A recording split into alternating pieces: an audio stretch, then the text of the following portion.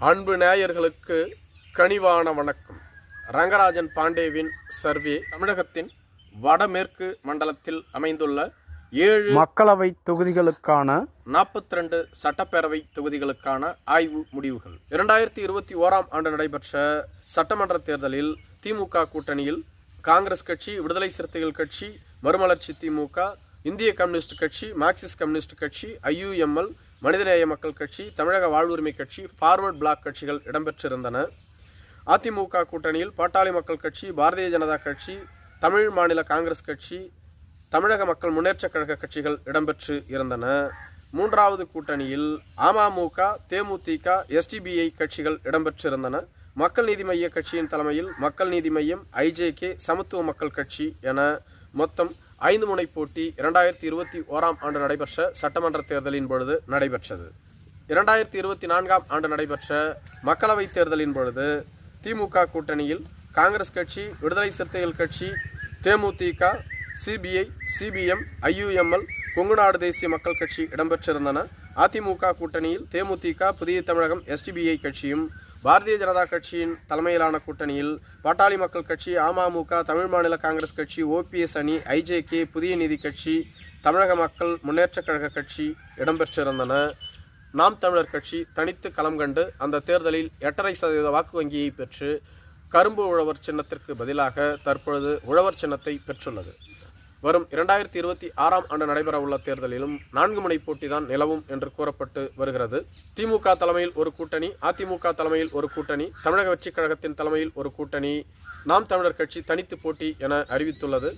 வேலூர் நாடாளுமன்ற தொகுதி.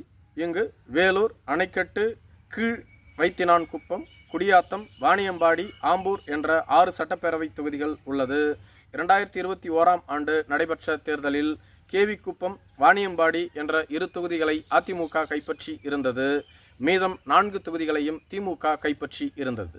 2026ஆம் ஆண்டு வேலூர், கீழ் வைத்தினான்குப்பம், அணைக்கட்டு என்ற 3 தொகுதிகளையும் அதிமுக கைப்பற்றும் என்றும், குடியாத்தம், ஆம்பூர் போன்ற 2 தொகுதிகளை திமுக கைப்பற்றும் என்றும், வாணியம்பாடி இழுபறியில் இருப்பதாகவும் கூறப்படுகிறது.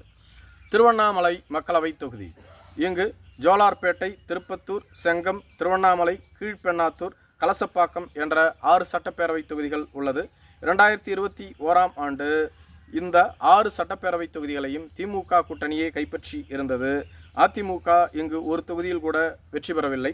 2026ஆம் ஆண்டு நடைபெறவுள்ள சட்டமன்ற தேர்தலில் ஜோலார்பேட்டை, கலசப்பாக்கம் என்ற 2 தொகுதிகளை அதிமுக கைப்பற்றும் என்றும், மீதம் இருக்கக்கூடிய 4 தொகுதிகளை திமுக கூட்டணி கைப்பற்றும் என்றும் கூறப்படுகிறது. கிருஷ்ணகிரி மக்களவை தொகுதி. இங்கு ஊத்தங்கரை, பர்கூர், கிருஷ்ணகிரி, வேப்பனஹள்ளி, ஒசூர், தளி என்ற 6 சட்டப்பேரவை தொகுதிகள் உள்ளது. 2021ஆம் ஆண்டு நடைபெற்ற சட்டமன்ற தேர்தலில் ஊத்தங்கரை, கிருஷ்ணகிரி, வேப்பனஹள்ளி என்ற 3 சட்டப்பேரவை தொகுதிகளை அதிமுக கூட்டணி கைப்பற்றி இருந்தது. தளி, பர்கூர், ஓசூர் என்ற 3 சட்டப்பேரவை தொகுதிகளை திமுக கூட்டணி கைப்பற்றி இருந்தது.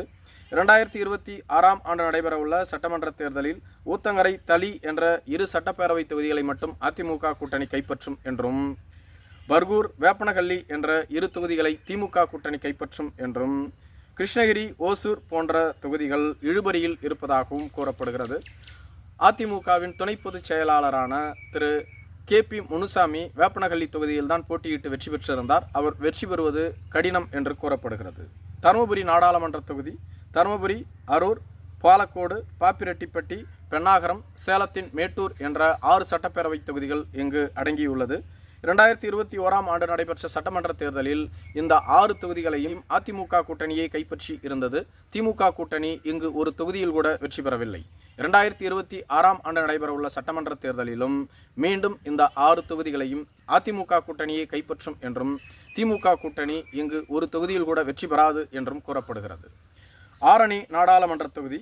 போலூர், ஆரணி, செய்யாறு, வந்தவாசி என்ற 4 சட்டப்பேரவை தொகுதிகள் திருவண்ணாமலை மாவட்டத்திலும், செஞ்சி, மயிலம் என்ற 2 சட்டப்பேரவை தொகுதிகள் விழுப்புரம் மாவட்டத்திலும் இடம்பெற்றுள்ளது. 2021ஆம் ஆண்டு நடைபெற்ற சட்டமன்ற தேர்தலின் பொழுது போலூர், ஆரணி, மயிலம் என்ற 3 சட்டப்பேரவை தொகுதிகளை அதிமுக கூட்டணி கைப்பற்றி இருந்தது. செய்யாறு, செஞ்சி, வந்தவாசி என்ற 3 சட்டப்பேரவை தொகுதிகளை திமுக கூட்டணி கைப்பற்றி இருந்தது. 2026ஆம் ஆண்டு நடைபெறவுள்ள சட்டமன்ற தேர்தலில் ஆரணி தொகுதியை அதிமுக கூட்டணி கைப்பற்றும் என்றும் வந்தவாசி தொகுதியை திமுக கூட்டணி கைப்பற்றும் என்றும் செய்யாறு, செஞ்சி, மயிலம் போன்ற தொகுதிகள் இழுபறியில் இருப்பதாகவும் கூறப்படுகிறது. விழுப்புரம் நாடாளுமன்ற தொகுதி. இங்கு திண்டிவனம், வானூர், விழுப்புரம், விக்கிரவாண்டி, திருக்கோவிலூர், உளுந்தூர்பேட்டை என்ற 6 சட்டப்பேரவை தொகுதிகள் உள்ளது. 2021ஆம் ஆண்டு நடைபெற்ற சட்டமன்ற தேர்தலில் திண்டிவனம், வானூர் என்ற 2 தொகுதிகளை அதிமுக கூட்டணி கைப்பற்றி இருந்தது. மீதம் இருந்த 4 தொகுதிகளை திமுக கூட்டணி கைப்பற்றி இருந்தது. வரும் 2026ஆம் ஆண்டு நடைபெறவுள்ள சட்டமன்ற தேர்தலின் பொழுது திண்டிவனம், வானூர், விழுப்புரம், விக்கிரவாண்டி, உளுந்தூர்பேட்டை என்ற 5 தொகுதிகளை அதிமுக கூட்டணி கைப்பற்றும் என்றும் திருக்கோவிலூர் என்ற 1 தொகுதியும் இழுபறியில் இருப்பதாகவும் கூறப்படுகிறது. விழுப்புரம் தொகுதி CV சண்முகம் மற்றும் பொன்முடி என்ற இருவரும் தலைவர்களின் கோட்டையாக கருதப்படுகிறது. CV சண்முகமும் விழுப்புரம் தொகுதியில் தோல்வி அடைந்துள்ளார், பொன்முடியும் தோல்வி அடைந்துள்ளார். இந்த தேர்தலில் பொன்முடிக்கு திருக்கோவிலூர் தொகுதியில் போட்டியிட வாய்ப்பு கிடைக்குமா என்ற கேள்வி எழுகிறது. இதேபோன்று CV சண்முகம் விழுப்புரம் தொகுதியை விடுத்து மயிலம் தொகுதியில் போட்டியிட திட்டமிட்டு இருப்பதாகவும் கூறப்படுகிறது. கள்ளக்குறிச்சி நாடாளுமன்ற தொகுதி. இங்கு ரிஷிவந்தியம், சங்கராபுரம், கள்ளக்குறிச்சி என்ற 3 சட்டப்பேரவை தொகுதிகள் கள்ளக்குறிச்சி மாவட்டத்திலும், ஆத்தூர், கங்கவல்லி, ஏற்காடு என்ற 3 சட்டப்பேரவை தொகுதிகள் சேலம் மாவட்டத்திலும் இடம்பெற்றுள்ளது. 2021ஆம் ஆண்டு நடைபெற்ற சட்டமன்ற தேர்தலில் கள்ளக்குறிச்சி, கங்கவல்லி, ஆத்தூர், ஏற்காடு என்ற 4 சட்டப்பேரவை தொகுதிகளை அதிமுக கூட்டணி கைப்பற்றி இருந்தது. ரிஷிவந்தியம், சங்கராபுரம் என்ற 2 தொகுதிகளை திமுக கூட்டணி கைப்பற்றி இருந்தது. வரும் 2026ஆம் ஆண்டு நடைபெறவுள்ள சட்டமன்ற தேர்தலில் கள்ளக்குறிச்சி, கங்கவல்லி, ஆத்தூர், ஏற்காடு என்ற 4 தொகுதிகளை அதிமுக கூட்டணியும், ரிஷிவந்தியம், சங்கராபுரத்தை திமுக கூட்டணியும் கைப்பற்றும் என்றும் கூறப்படுகிறது. சேலம் நாடாளுமன்ற தொகுதி. ஓமலூர், எடப்பாடி, சேலம் மேற்கு, சேலம் வடக்கு, சேலம் தெற்கு, வீரபாண்டி என்ற 6 சட்டப்பேரவை தொகுதிகள் இடம்பெற்றுள்ளது. 2021ஆம் ஆண்டு நடைபெற்ற சட்டமன்ற தேர்தலின் பொழுது 5 சட்டப்பேரவை தொகுதிகளை அதிமுக கூட்டணி கைப்பற்றி இருந்தது. சேலம் வடக்கு தொகுதி மட்டும் பனமரத்துப்பட்டி ராஜேந்திரனால் வெற்றி கொள்ளப்பட்டு இருந்தது. வரும் 2026ஆம் ஆண்டு நடைபெறவுள்ள சட்டமன்ற தேர்தலிலும் இதே போன்ற நிலைதான் மீண்டும் தொடரும் என்றும், மேற்குறிப்பிட்ட 5 சட்டப்பேரவை தொகுதிகளை அதிமுக கூட்டணி கைப்பற்றும் என்றும், சேலம் வடக்கு மட்டுமே திமுக வெற்றி பெறும் என்றும் கூறப்பட்டு வருகிறது. இதுவரையிலும் 7 மக்களவை தொகுதிகள் மற்றும் 48 சட்டப்பேரவை தொகுதிகளுக்கான முடிவுகளை பார்த்துள்ளோம். இதில் திமுக 12 தொகுதிகளை கைப்பற்றும் என்றும், அதிமுக 28 தொகுதிகளை கைப்பற்றும் என்றும், 8 தொகுதிகள் இழுபறியிலும் இருப்பதாகவும் கூறப்படுகிறது. சென்னை மண்டலத்திற்கான ஆய்வில் திமுகவின் கை ஓங்கி இருந்தது. ஆனால் வடமேற்கு மண்டலத்தின் ஆய்வில் அதிமுகவின் கை ஓங்கி இருப்பதாகவே கூறப்படுகிறது. நன்றி.